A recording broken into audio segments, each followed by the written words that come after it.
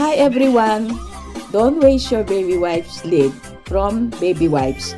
Ito ay ipakikita ko sa inyo kung paano ako gagawa ng mini picture frames galing sa baby wipes lid. Takip ng baby wipes at mga beads at mga shells. Ipakikita ko sa inyo ngayon.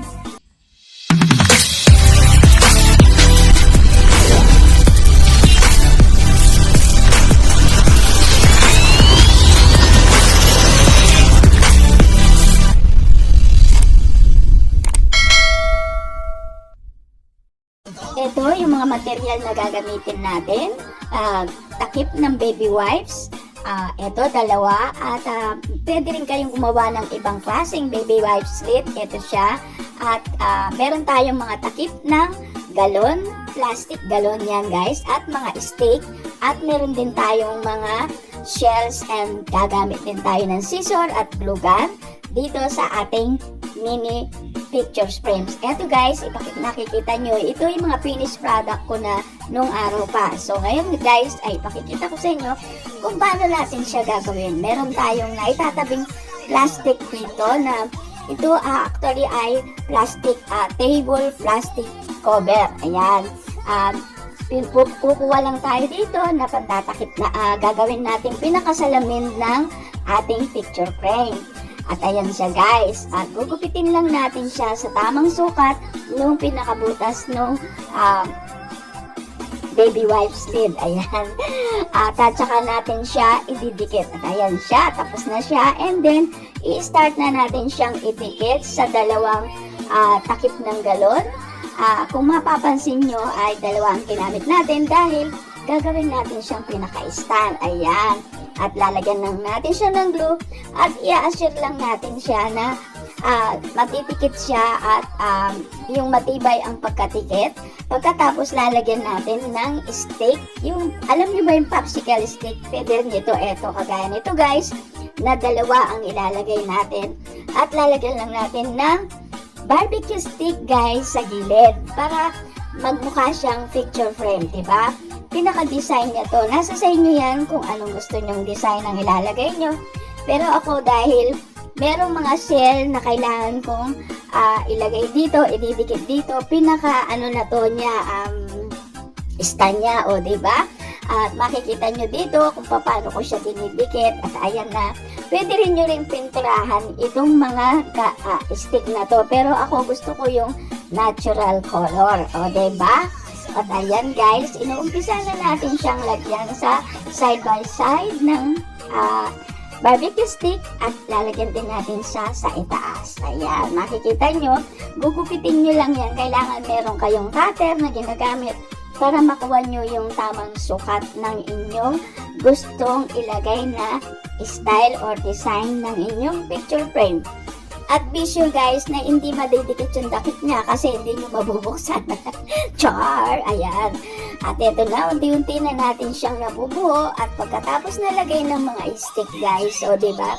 At pagkatapos natin lalagay yung mga stick, ay pwede na natin ilagay yung mga shells at mga beads dyan. Dito ay gagamit tayo ng yung tinatawag na shells, yung galing sa sa dagat. Ayan.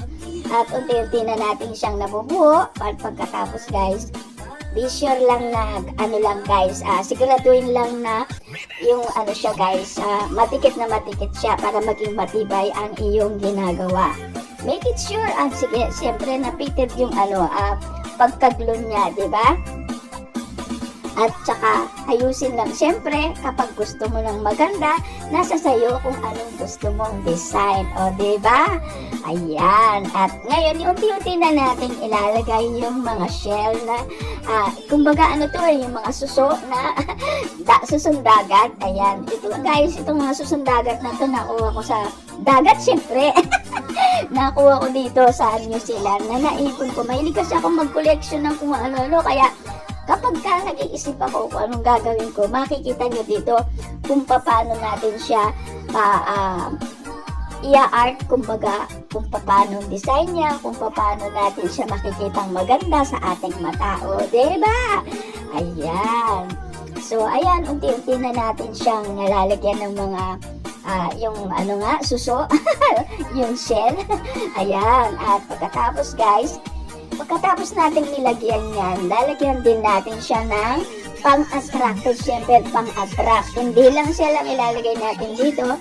At make it sure guys na nagdikit mo ng maigi para matibay ang iyong ginagawa siyempre. Pero kapag nilagyan mo siya ng iba, tingnan mo, di ba? Kapag hindi talaga nalalagyan ng maayos ng glue, ay natatanggal siya. So, make it sure lang guys na talagang matibay ang pagkalagay ng glue. Ayan. O, eto na, nilalagyan na natin siya ng mga iba't ibang kulay na beads. At, para gumanda yung ating mini frame. So, ayan. Mega shoutout po sa lahat ng mga nandyan. Mega shoutout. Maraming salamat po sa nagpapalo at nagsusubscribe sa aking channel, Elinda 60 Mix Vlog. Maraming salamat sa inyong lahat. At ito guys ay pwede rin mong pagkakaabalaan kagaya ko, nalulungkot ako. Char! Ayan guys, so ayan, unti-unti na pong nabubuo ang design ng ating picture frame. Ayan, ayan pa, ayan. So, diba, maganda-ganda na siyang tingnan.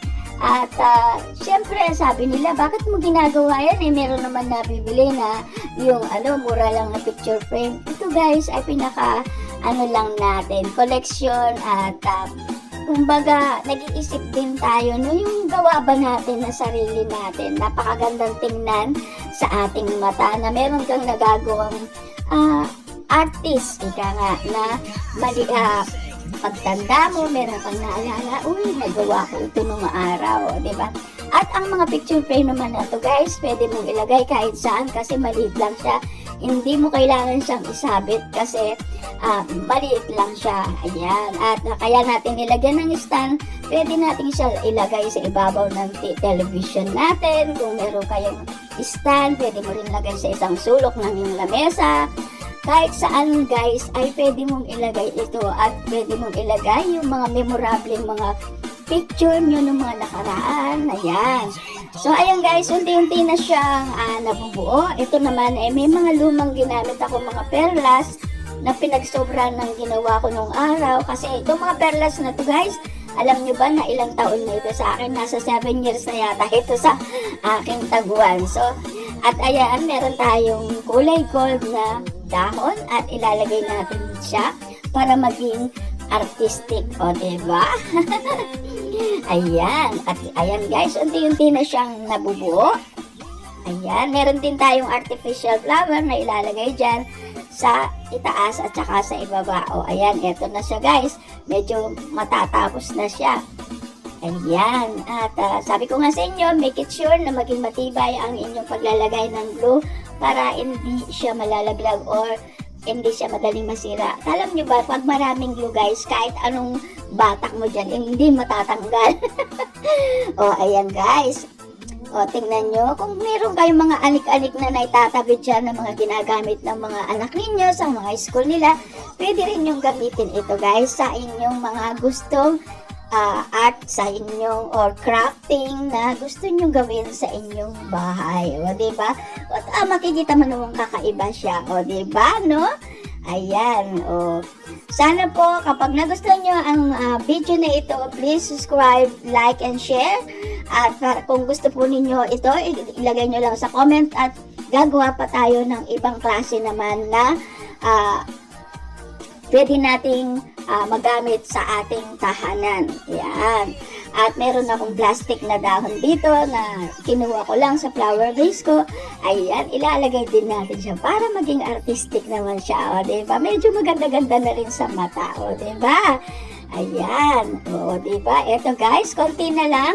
At malapit na siyang matapos. At pagkatapos guys, ay tatapusin natin yung isa.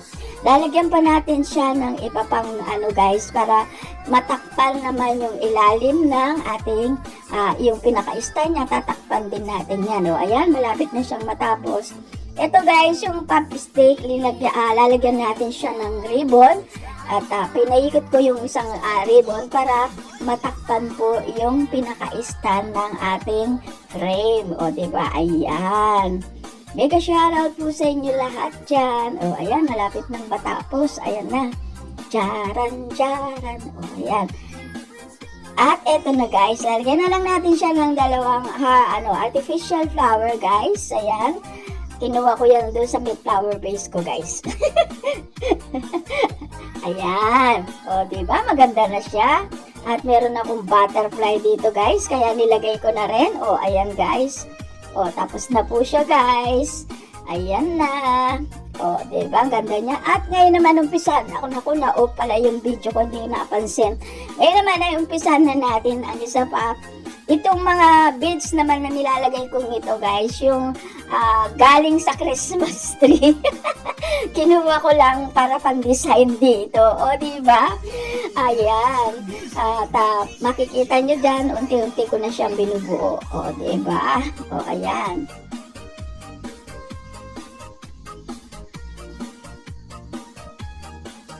Kailangan iniisip mo rin paminsan-minsan, paminsan-minsan, kung paano maging maganda sa iyong mata ang iyong ginagawa. Ayan.